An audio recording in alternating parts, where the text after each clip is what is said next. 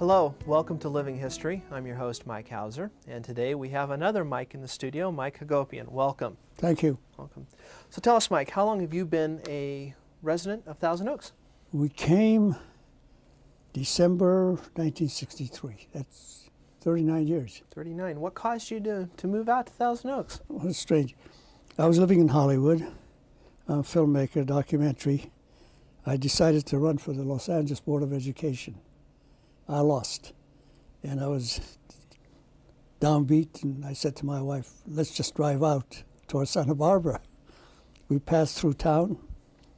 I said, looks good, let's follow this trail. We went up Rancho Road in Sino Vista, saw some homes, and she says, no, I don't want to live in a tract community. So we kept going to Santa Barbara.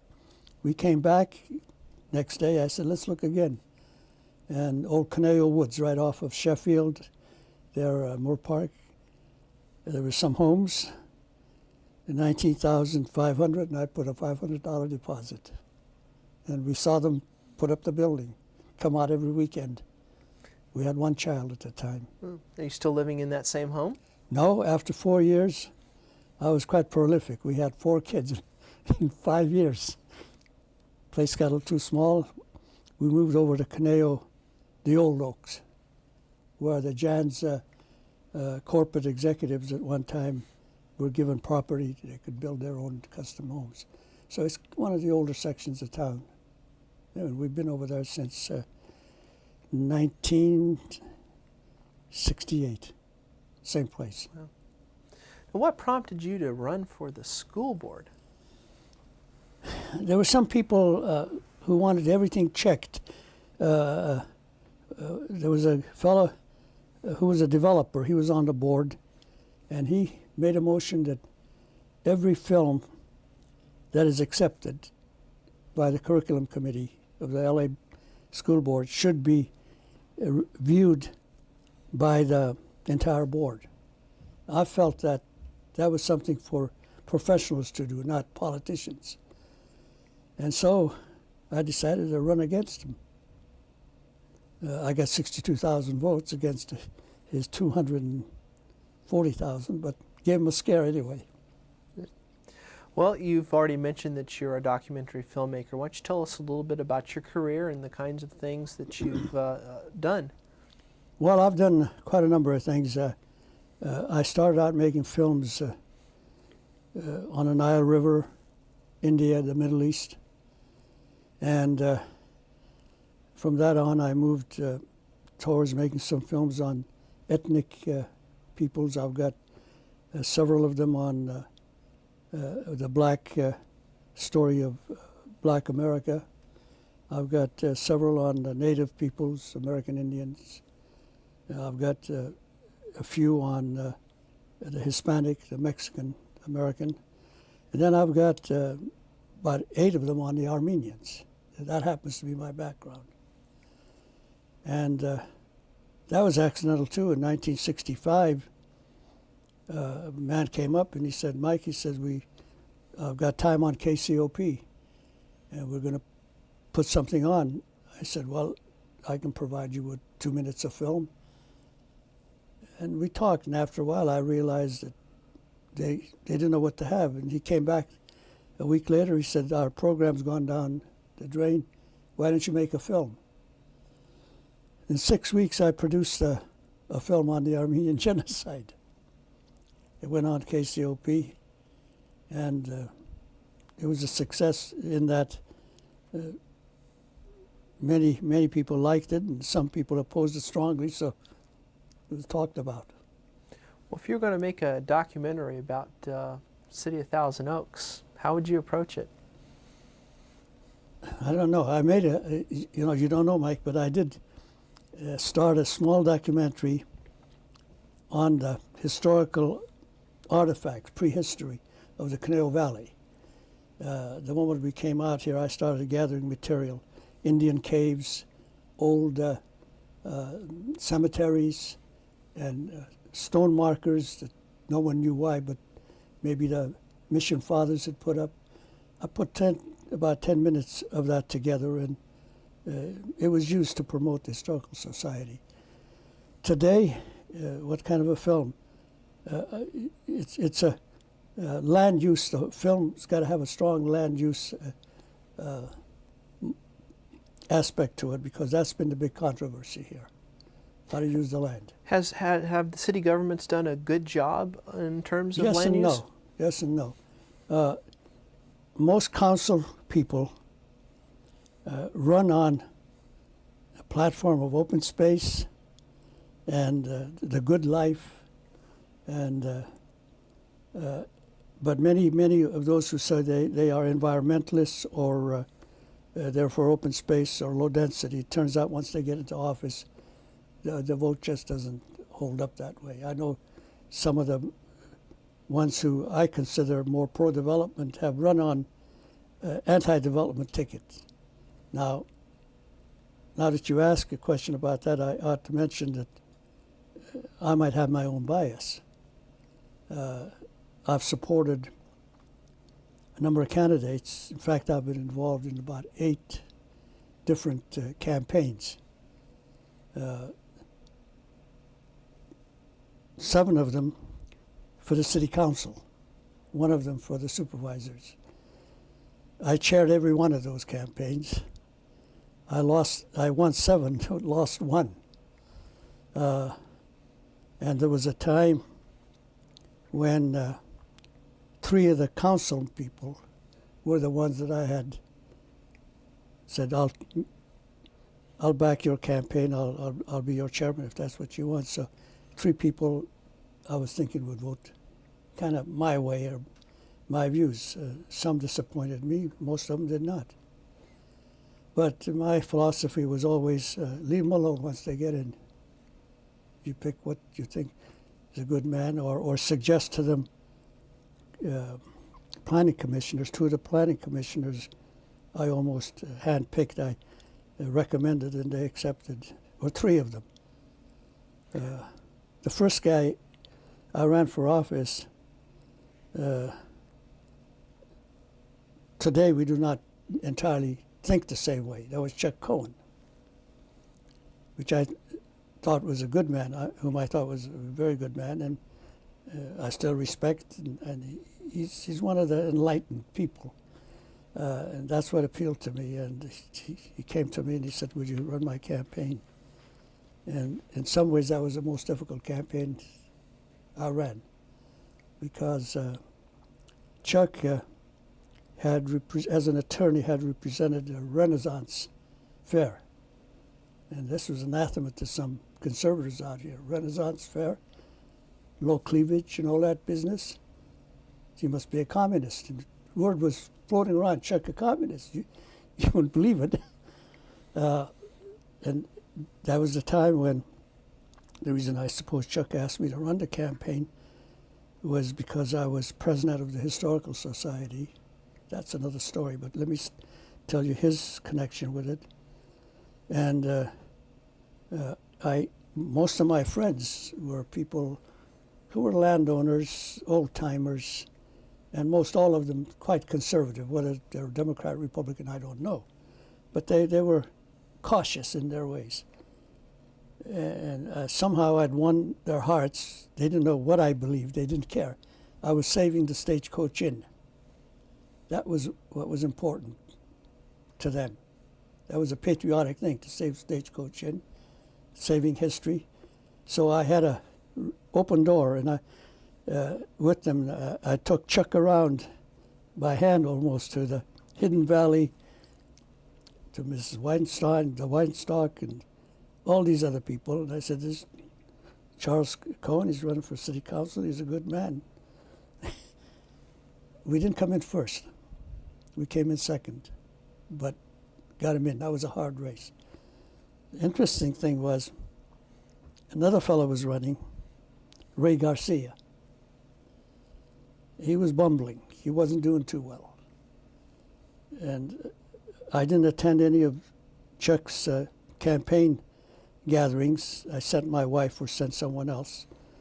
And my wife went to one of Ray's, kind of checking up to see what the other candidates are doing. She says he didn't seem to have the support. The other candidates had banks of cheering people, and he said, my wife told me to ask them to pray for me and vote for me. She went up and she said, "What are you doing? Your campaign?" He said, "I'm walking door to door." She said, "I think that's a mistake." She said, "You just ought to only go into those homes that have a sign. I'm for Fiore. I'm for Chuck Cohen. I'm for so-and-so. And tell them, I'm very glad you're voting for Fiore. May I have the second vote? I'm very glad you're voting for Chuck Cohen. Can you give me the second vote?" He was the top vote getter in that race. Wow. So what does it take to be an effective leader for the Conejo Valley? You got to believe in something and fight for it. You believe in a cause. You wanted more open space, lower density. You want good, honest people in office, and then you've got to. You can't be doctrinaire. You've got to be able to negotiate with people and get people who dislike each other almost or are opposing views on the same committee, and I've had a lot of those. Mm-hmm. During the time that Ed Jones came up and he wanted me to run his campaign, I agreed. We won, but it kind of fizzled out. The committee left him. He had some problems, ethics problems, morals problems. And I made a deal with him. I said, "Chuck, Ed, things look bad. Committee wants to pull out. They're pulling out one by one." And I had Maine cultural leader in town, Bill Rothschild. I had Maine bankers in town on his committee. It was a very strong committee. So I persuaded him, we'll keep his reputation and kind of manipulate the news a little bit, what we feed to the press, and we'll get him off so it'll be clean. But if he would resign, well, once we got him on, we cleared his name, he decided to come back and run, so the whole committee left him. But by that time, we had done so much and pushed him so far that without a committee, he won. Ed is an excellent politician. To this day, I haven't seen a better politician in town. Let's talk a little bit about the Historical Society. Tell us about how that evolved and the saving of the Stagecoach Inn. While these things were going on, I was, of course, involved with the Historical Society. That was the first thing I was involved in. We moved here in December of 63. In February of 64, my wife saw a little something in the local paper saying there was going to be a meeting of the Conejo Chamber of Commerce, the Newberry Chamber of Commerce, talking about saving some kind of a stagecoach inn. She says, "You might be interested." Because I had worked with the director of the Southwest Museum, Historical Preservation, etc.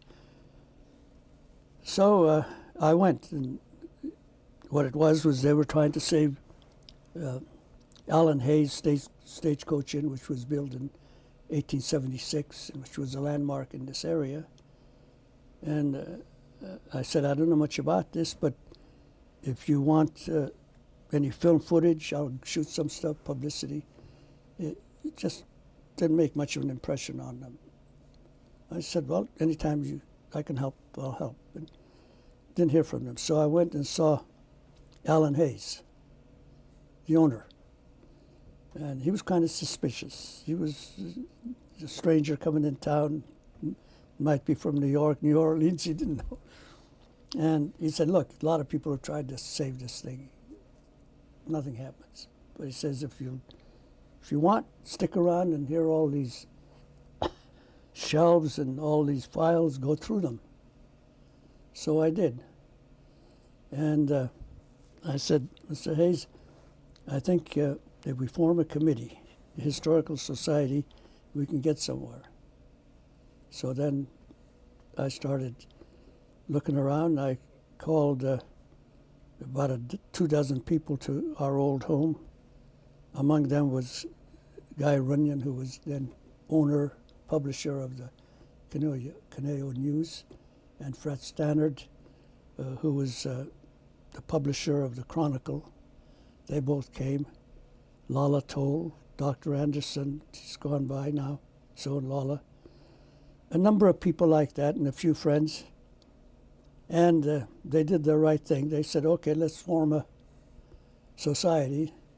And someone said, we appoint you a committee of one to put it together and call another meeting. And so we called a big meeting, the old Caneo Recreation Center. Had 150 people come and gave the pitch, and people lined up to become members. And after that, it was quite easy. We opposed the State Highway Commission. We forced them to knuckle under. While we were arguing with them, we did come out with some brash remarks. Paper quoted that some of my followers were going to tie themselves and lie on the road. That wasn't really authorized, but I didn't retract it. Anyway, in the meantime also we applied for national and state recognition as a historical monument, and that was given to us. So we called a meeting right on the premise. Dr. Anderson, who was later to be curator of the Stagecoach Inn Museum, built a fake rock, and then we did get the plaque, bronze plaque. We got Dr. Olson to come and give the benediction or say a prayer of some kind, and all the big shots in town. We also invited the head of the, I guess it was director of the Highway Commission from Sacramento. He came down.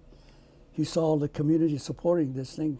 We had him blocked, so he made a proposal to us later that said, I'll pay you $17,000 if you want to move the Stagecoach Inn to another piece of property.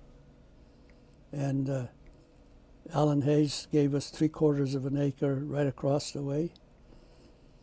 We dug a basement. The basement was all ready. The Stagecoach Inn was going to go on it. He came to me, he says, Mike, he says, I've changed my mind. I'd like to see if you want another piece of property. He says, that's right on the corner. That's where the mobile station is, at Newberry Park in the old school road there, Ventura Park. He took me up to end of his property at Ventura Park where the current Stagecoach Inn is. He said, what do you think of this? I said, how many acres? He said, 5. I said, does it down the hill? I said, does that include that tremendous sycamore? He says, okay, if you want that too. So we agreed, and then I put it up to the board. They accepted, and we moved with that $17,000. We moved the Stagecoach Inn. It took several weeks, maybe a month or two, to move it up the hill. And we got a museum going there. The biggest event in the early days of the Stagecoach Inn was the last stagecoach race. It wasn't my idea, but somebody from Jan's approached me and he said, Mike, he said, we want to sell property. He says, you're trying to save the Stagecoach and raise money. He said, let's have a last stagecoach race. He says, I'll get the coaches and you can use our property. So we announced a last stagecoach race. We had 10,000 people out there on the old airfield. Now remember, we had the dean and many others from the college. I remember Chuck Cohn with his kid in his head, carrying on his back, money in his pockets. The other guy's putting money there. Each car was supposed to pay $3. And, you know, it wasn't really organized. They were just putting money wherever they could. And we had a big event. Barbara Stanwyck, we got her. She came to Stagecoach Inn, and I helped her down. And Wonderful story. Wonderful story. so that's how the Stagecoach Inn thing started. Now, right after you moved to the Conejo Valley, the city of Thousand Oaks Incorporated, were you involved in any way in the incorporation of the city? Did you have a feeling one way or when I another? arrived, I'm trying to think of the fellow's name. It's tipping my tongue. Anyway, he was a writer. He was the one who initiated the incorporation. I had nothing to do with the incorporation, but it was incorporated while I was in town after I got here. Right. Were you in favor of the incorporation? Yeah. Okay. Yeah. Well, by incorporating this city, you could have a little more control over it. You're not part of the whole county. I thought that was a good thing. So what were some of the big issues facing the new city council for the new city? The first thing that they faced was to have a general plan. And there was a lot of fighting on that. It was what to put as the top limit to maximum growth. And of course, the city government was formed, but they selected a committee of 100. And I was one of those people. Chuck Cohn was Joe Leggett of the Jazz Corporation and others. And I publicly fought for a lower limit, 80,000 maximum. I was defeated. The maximum, as I remember, was 120 or maybe more. I don't know. As a top lid, that was the first big battle. The next big battle was the Oaks Shopping Center, and by that time I've forgotten who. I'd gotten Chuck into office. Francis Prince took campaigns. Lee Laxdal, Bob Lewis. I don't think Bob Lewis was on yet. So when they had a big banquet. Somebody must have told Jans, and Hagopian's got some influence maybe. And to my surprise, I was seated next to Ed Jans at the banquet at our table. Marv Sosna, who was the big editor in town, was 2 tables away. It was funny. I thought that Joe Leggett had done that. My wife says she thinks maybe Hugo Roach was the one who engineered that. But anyway, the attempt was to neutralize me. What do you think is the greatest issue facing the current city council and residents in the community? I don't know if there's any big issue, really big issue. The big issue, if it's not today, probably somewhat in the future, is density going up.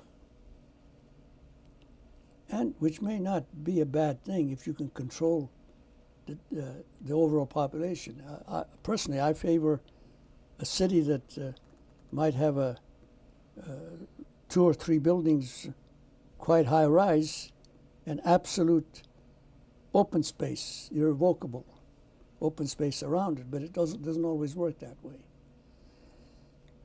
I think they're going to try to raise the height.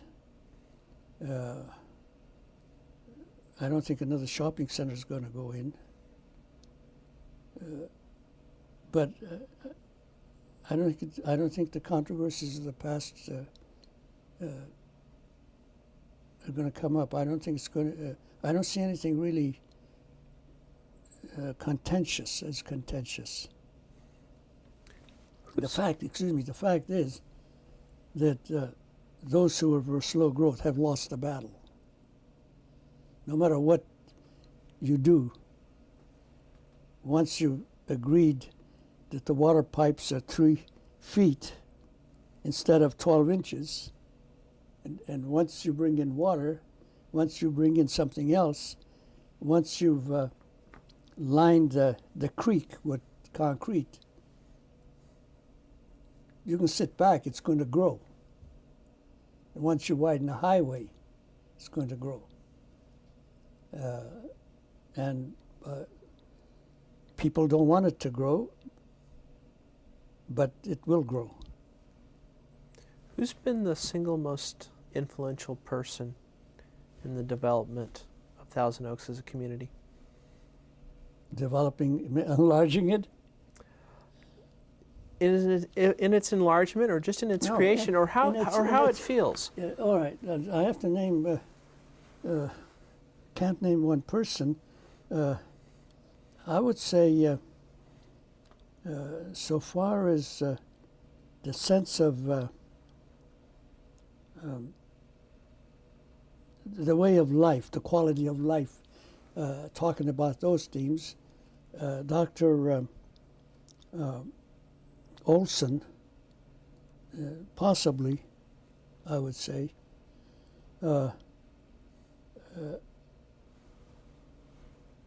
very high, maybe the highest in that field, over all the other religious or ethical or cultural leaders. In the public, in the fourth estate, the press, it was at one time Guy Runyon, but I think Marv Sosna, they were rivals, surpassed him because he was here longer, Marvin Sosna. But Marvin, I think he did a lot for the city, but at the same time, something was lost. For example,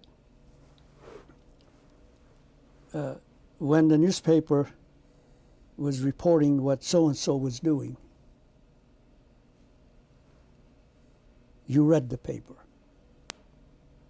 I want to see what Dr. Olson was doing, what Mr. Sode. Okay, when the newspaper comes up with a policy that is going to treat every organization the same, you're being so anti-elitist, you know, that you destroy everything. Certainly, everyone has, in the sight of God, is equal, but a society that the Barber Quartet is not the same as the Historical Society. See, the senior concerns is not the same as the girls' football team at the elementary school. When you give them all equal space, you've destroyed a sense of civic involvement or feeling. And I think the newspaper did a lot to destroy that. What is Thousand Oaks' greatest treasure? The environment. Primarily the environment. I can't say the people because there are people like us in many other towns. I have to think that as intelligent people inhabit Valencia or Palo Alto is here, as brainy people, forward-looking. Our climate is unique, and our landscape is unique. And this is why it hurts me that we're not maintaining as much of that as I would prefer. We have, I think, we've been following false gods in some ways. when we come out for save the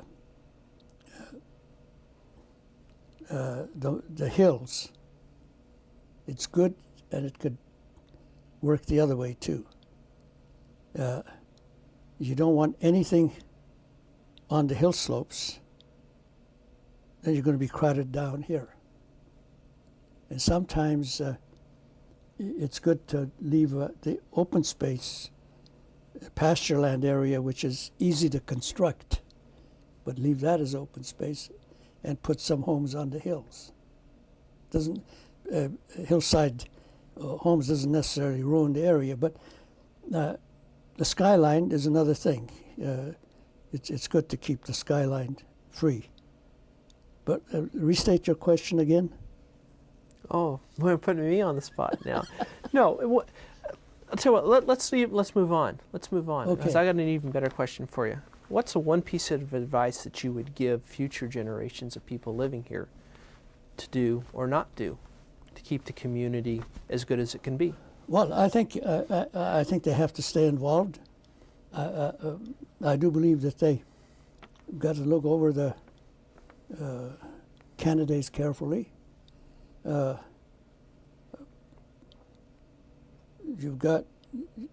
have to take them at their face value the first time they run. But if you're disappointed, don't support them next time. But I still believe that those who tend to be slow growth will add more to the community than those who want to build up. Companies come here because it's good. I think we've given in too much to development. I think they would have built houses, whether you let them build 7 on an acre or 5 on an acre. And I still don't see why you give permits to a place like Lang Ranch,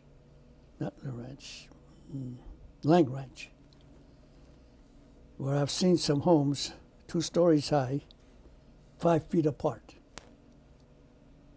I mean, the property rights, that's not an issue there. That's a false issue. Say, it's my property rights. My property rights say I've got to utilize it to the full extent. I'll build 3 feet. We'll build 3 feet away from each other. Or maybe we'll just join them together. It's my property. Can I do what I want? Hell no, you can't. This is why we have government. This is why we have civilization. Because what one person wants is not the final answer for the community. This is civilization, and world history started when they formed government to arbitrate, to get consensus, to do what is best for the public, the overall. So I do think that they've given in a little too much. I think you would have, the same developers would have come in. People come here because it's been pretty strict. I don't see any developer not coming here because it's strict. There's a choice area, they want to come in. Now, the question is, and this is where I was defeated at on the first open space committee, what about affordable housing? Am I going to keep everybody else away? I want to stay here. I want to be here. Now that I'm here, I keep everybody else out. We got to make room for the lower income to be here. But where do you go from that? The price of land is determined not by what you think. This is a choice piece of land. By letting them overbuild doesn't necessarily help the guys who don't have money. that's the argument that was used, that we have no right to prevent others from coming here. And I don't know. People will go where what they can afford, and a lot of people, my children won't be able to afford this area, and there's no way that I can make it affordable for them. Maybe if we put up tenements on Lang Ranch, tear out those homes, put row and row of houses, 400 square feet in size, maybe they can rent it for $1,000 or maybe $2,000 in the future. And they won't be able to buy a home like I have, that I paid, current home I paid $40,000. Now it's $400,000. But do they want to live in a chicken coop? Mike, do you have a personal philosophy or a motto that you live by? I don't know. I always try to, I don't know, I haven't categorized it. If you ask me, what's the greatest book I've read, or what's the greatest individual, right off the bat I would be able to tell you. What's my personal philosophy? To be honest, yes, I'm honest. To always achieve something. To always learn something. To learn more. Always be in a position where you can help people.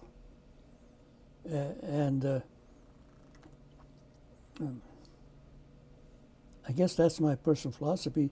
Justice. If you want to find one single word, I suppose. That's why I made a number of films recently on the Armenian genocide. I feel very strongly that there's been no justice. You know, where the baron comes in and takes the serf's wife, or the moneylender comes in and the Scrooge takes everything. In the world, this has happened a lot. Well, a genocide occurred in 1915 in Turkey, the Armenians. It bothers me that the Turks have not accepted that. The Germans have. And the society doesn't progress and does not come to terms with themselves unless they accept certain facts. The Turks have not accepted the fact. And I asked a Turk recently, I said, why haven't the Turks recognized what happened like the Germans? He said the simple reason is that those who perpetrated the genocide were members of the government that formed the republic that exists today. How can you say our forefathers were perpetrators of the genocide? And it bothers me even more, maybe as much or even more, that the United States, unlike a number of other countries, major countries, denies it because Turkey happens to be our friend.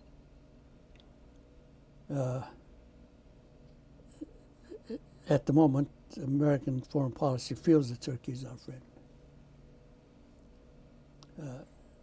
But I don't think you can trade strategy for justice. In the long run, it's going to backfire. How would you like the community of Thousand Oaks to remember you?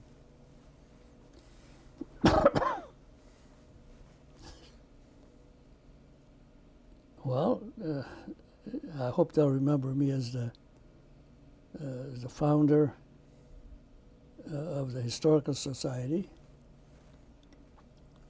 I was president, but the idea of the Historical Society came to me, and I pushed. That definitely has been my probably most important contribution in this town, because Historical Society has served a very good purpose. While the city was growing up, people in the first 10, 15 years, society was far stronger in influence and power. Anybody that had anything to say or do, they wanted to be in the historical society. It gave them identity. And so I think we provided something very important. Then after that, maybe as one of the leaders of the open space, low density, I don't know what you want to call it. I was on the first open space committee. Betty Langlois was on it. She was co-chair of one aspect, I was on the other. And I won't take credit for what happened, but I will say that I proposed the idea to the committee that there's open space here and we need to form a central park. That idea was mine. Or at least no one else had expressed it to me. I don't know what ideas others have in their private beings. But I said, we need a central park in this city, and it's there on Jans, north and south of it. Later, Alex Fiore called it the Dream Park. He gave that name to it. That wasn't my name, that was probably his. And the city council voted on it, but Betty Langlois' committee and my committee was the one that spotted that and said, we've got to save it. And we set the stage for the city to take over. So, and in getting people elected to office, I think the people that I've had a hand in, Chuck Cohen, Francis Prince, Bob Lewis, Lee Laxdal, Tony Bielenson, Congressman. All of these have been very positive people. It's a big satisfaction to know that you had a leadership role where they look to you for guidance or to get them out of a fix. So it's been a good 40 years, almost 40 years in town. Well, Mike, thank you very much you. for joining us and telling us a little bit about the role that you've played in the development of the community. Thank you very much. Happy to be here.